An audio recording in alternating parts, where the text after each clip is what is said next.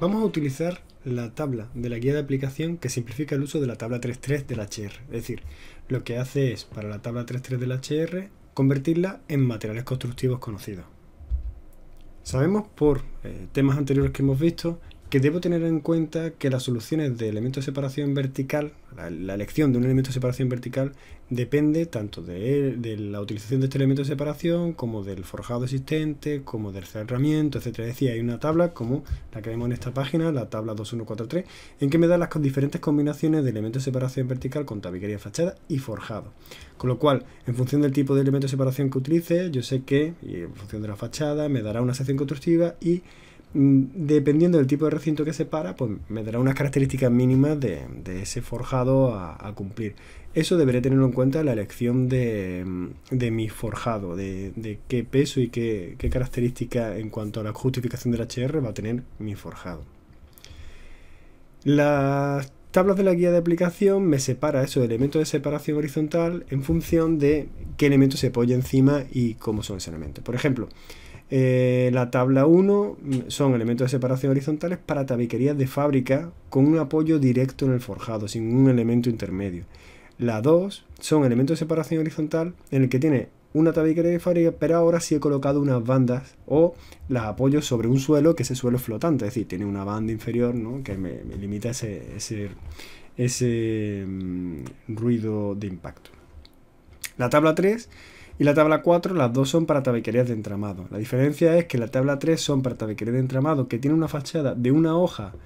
o ventilada con hoja interior de fábrica o de hormigón, y la tabla 4 es si la fachada exterior es de dos hojas. O sea, que como vemos, las tablas de la guía de aplicación relacionan los elementos de separación horizontal con la tabiquería y con fachada. Además tiene una leyenda que es la que recojo aquí, que veremos que tiene diferentes filas, en las que las filas blancas son los elementos de separación entre unidades de uso y cualquier otro recinto. Las amarillas, que aparece con un texto de instalación y actividad, son elementos de separación entre recinto habitable y protegido con los de instalación y actividad. Y las líneas naranjas, las filas naranjas, que aparece también este texto, instalación, actividad y garaje, son elementos de separación entre habitable y protegido y los garajes. Siempre deciros que siempre los garajes van a estar por debajo en esta tabla, por debajo de los recintos habitables y protegidos. Pues bien, la tabla que utiliza la guía de aplicación es esta, es la que una vez que tenemos definido este forjado, con estas características, sabemos que este es el que vamos a colocar, y esta es la exigencia de reducción acústica, pues en función de qué elemento separe, si es con recinto habitable protegido, si es con recinto de instalación de actividad o si es con recinto de garaje, me da las condiciones que ya sabemos que nos exigía la tabla 3.3. La diferencia son estas dos columnas de aquí, en las que nos define ese suelo flotante y ese techo suspendido en materiales. Fijaros que, por ejemplo, para este forjado, si está separando instalaciones de actividad y tenemos esta fila en el que tengo un techo suspendido y un suelo flotante con dos características, con el elemento de ruido de impacto y con el incremento de reducción acústica, tanto para el suelo flotante como para el techo suspendido, pues ya sabemos que tendríamos que colocar un suelo flotante tipo 1, que si nos vamos a la leyenda es un suelo flotante de mortero de cemento, y que el aislante de ruido de impacto puede ser una lana mineral o un poliestireno expandido elastificado, y aquí el espesor sería de 12 milímetros o mayor o mayor de 20 milímetros. El techo suspendido, pues igual, tengo un tipo que es el de placa de yeso laminado de espesor de al menos de 15 milímetros o 2 por 12,5, esto lo vemos en la leyenda, y tendrá un espesor de 50 milímetros con una cámara de aire de un espesor de más a mayor o igual de 150 milímetros. Con lo cual, las exigencias que nos pide el código técnico, vemos que aquí se convierten en materiales y en espesores, con lo cual es más fácil la aplicación.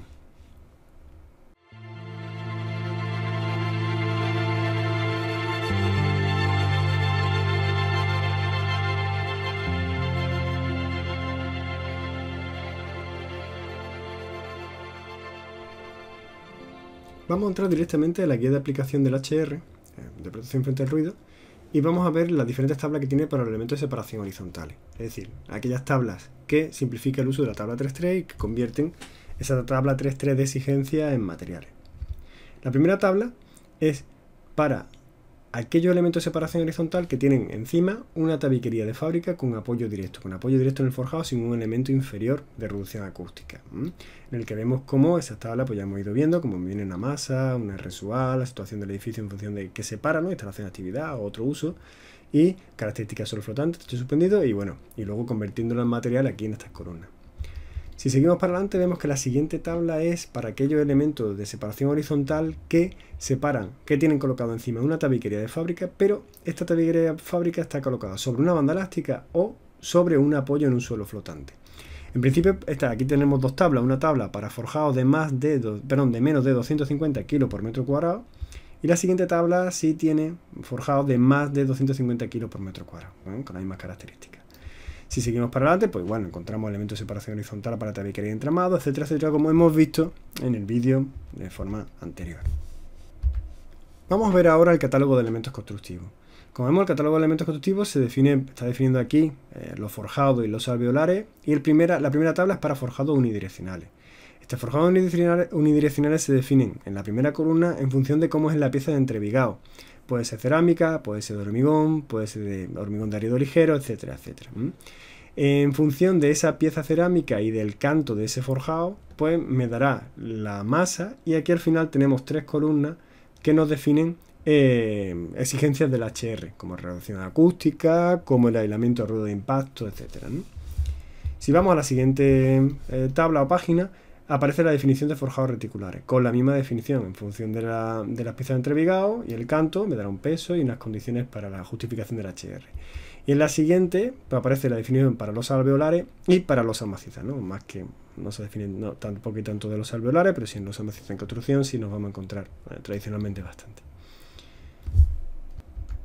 Entonces siempre tenemos la duda de cómo utilizar estas guías de aplicación y, bueno, como siempre, tenemos que definir o decidir con qué tipo de elementos vamos a empezar. Que normalmente empezamos pues por tradición constructiva o el elemento más barato que podemos colocar en obra y que mayor rendimiento le podemos sacar en tema económico. Vamos a suponer que trabajamos con forjados reticulares y que las piezas de entrevigado pues normalmente serán de hormigón. Si esas piezas de entrevigado de hormigón, siempre se trabaja con canto entre 25 y 30, vamos a suponer que tenemos un canto de 30, y aquí tenemos que la masa para un canto de 30 pues son 385 kilogramos por metro cuadrado, y las características en reducción de acústica son de 56, y el aislamiento de ruido de impacto estamos hablando de 73 decibelios.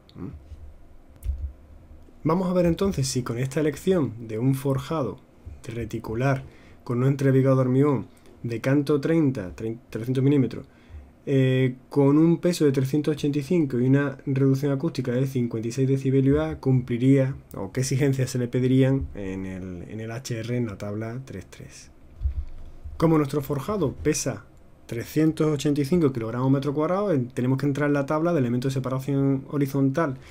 suponiendo que también tenemos colocado encima una tabiquería de fábrica con banda elástica. Sería otra de las exigencias, otra de las definiciones que debería decidir, ¿no? Vamos a suponer que encima de este forjado pues tenemos fábrica de ladrillo con banda elástica colocado sobre el soporte, sobre el forjado. Entonces,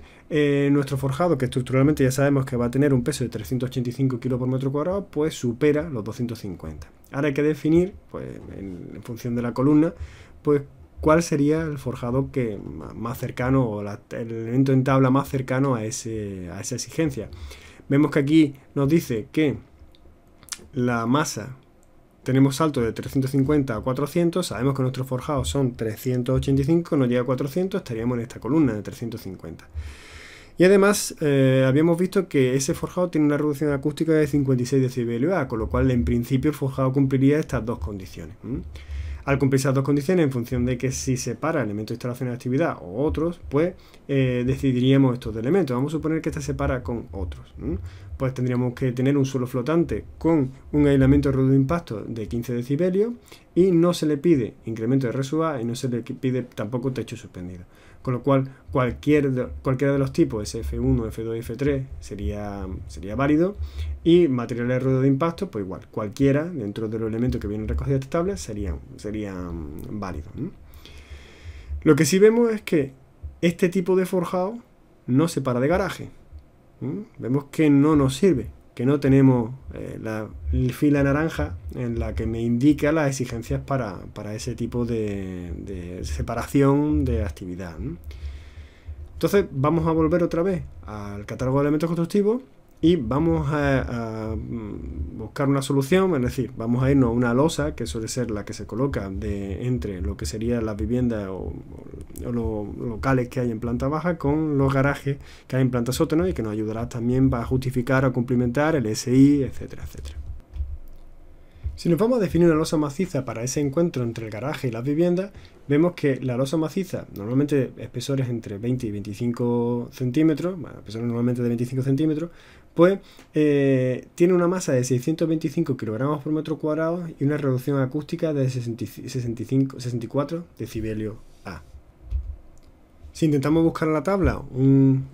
elemento parecido en cuanto a masa y a reducción de decibelios A, vemos que nos quedamos en 560 y la siguiente página ya no aparece materiales de más masa, con lo cual nos iríamos a la masa máxima, ¿no? Ya que nuestra losa de 25 centímetros de espesor pesa 625 y tiene un RSUA de 64, con lo cual estamos por encima de estos dos valores. Lo siguiente sería pues decidir aquí qué elementos cumplen para justificar ese elemento de separación horizontal, en el que vemos que nos dice que el tipo de suelo flotante, material espesor, pues sería un SF1 y el material cualquiera, el espesor cualquiera, y nos dice que no hay faso-techo. Lógico cuando estamos hablando de un elemento de separación de un garaje como un elemento de uso, una unidad de uso. Con lo que vemos que la utilización de estas tablas pasa por, primero, una decisión de una elección del elemento constructivo, y una vez que tengamos definido el elemento constructivo, vamos a ver cómo cumplimentar las exigencias de la norma en base a la utilización de materiales de suelo flotante o de techo acústico.